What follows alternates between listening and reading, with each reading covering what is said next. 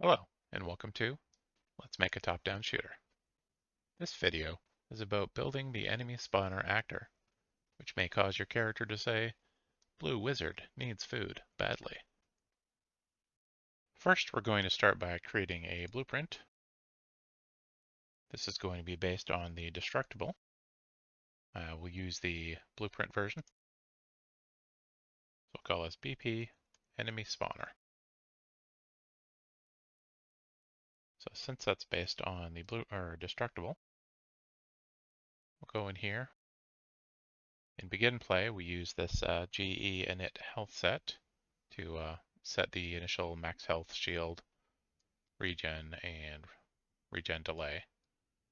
All those are pretty much always going to be 0 except for the max health. So we're going to then promote this to a variable. We'll call this starting health. Just throw that down here. That will initially be set to the 20 for this object. And then when we open up the enemy spawner, starting health here, we can just set this to some higher value. I'll just use 200. For the actual spawner, I'm going to switch this to SM cylinder. Going to make it twice the height, not 20 times the height. And then for the material, I'm going to go into the weapons folder and take this matte green, left click and drag it into enemies. Copy here.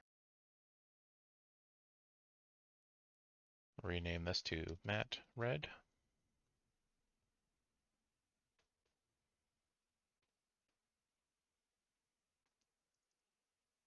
And then in here, I'm going to first change the color to blue.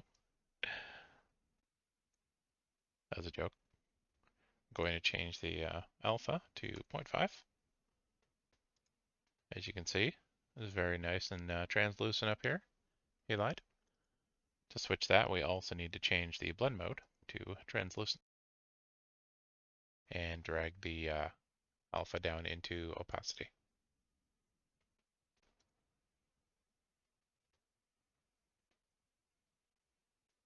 And then back in the enemy spawner, we can set this to match red.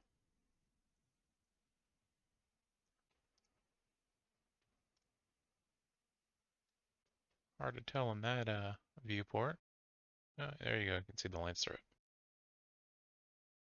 So currently in the static mesh component, the collision is set to block all dynamic. We're going to switch that to custom. We're going to leave these here for now, but we want to set, well, actually I'll just do it this way. Set everything to ignore except for those and the attack PC. So if I go in here, I'm going to delete this. Throw the enemy spawner out over here. And now you can see you can walk through it, but it messes up the camera. However, the attack does get blocked by it.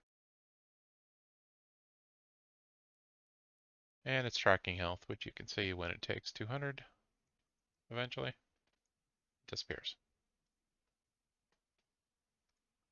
So that's the camera that's getting blocked. We can switch this to ignore or overlap. And then when you walk through it, all good. To actually make it spawn in the begin play, we're going to call set timer by event. Set this to 5 seconds. We want it looping, and then we can drag off here and add custom event. We'll call this spawn enemy.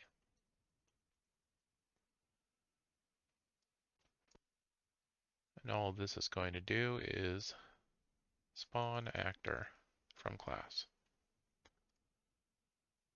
For now, we can just set this to our enemy class, enemy character blueprint. We want the transform to be split, and then we can use the get actor location of the spawner to set the initial location of the enemy character. We'll just set this to always spawn with ignore collisions.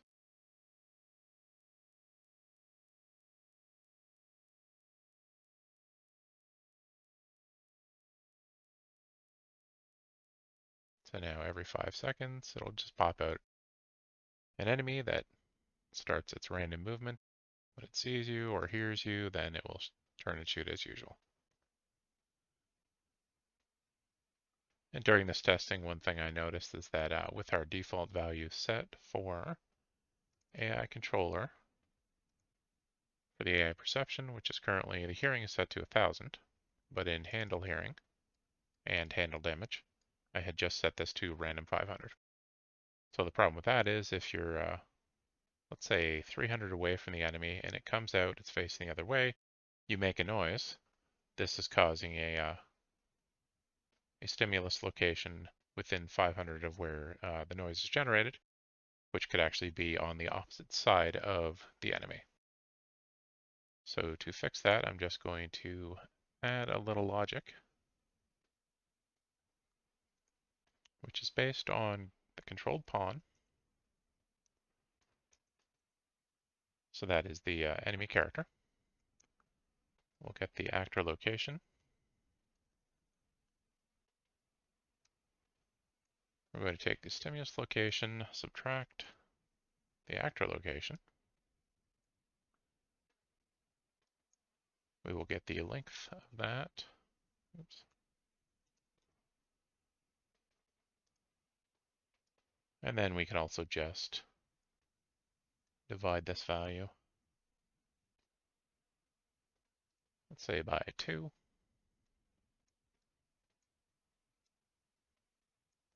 And that will be our new radius. So the hearing maximum was 1000. This means that if it's at max range, there will be an area of 500 around where the noise is generated that it may walk towards. When you're much closer to the character, like at 100, then it's going to be very close to where the sound's generated, which makes sense. Sounds further away are harder to pinpoint. And then we, oops, also want to copy this into handle damage. So it works basically the same.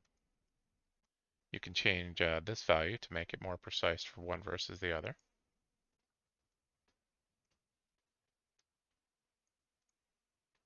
And lastly, in handle senses, we kind of have a precise sense of sight. When you see the character, it's precise in the sense that, no pun intended, it just goes directly for that character. Both hearing and damage, it will go towards a random location around where that noise or damage is created. So in those cases, we want to then, if it's actually a hearing sense, we just want to throw a return node in here.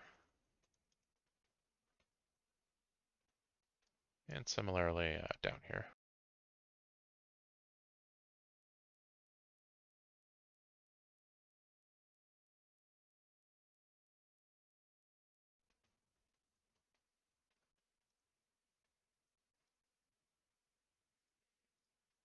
Grab the assault rifle, start shooting the spotter. Something comes out, just move it out of the way because the spotter will actually take the shot there instead. Oh, just got out of range, so it didn't hear me.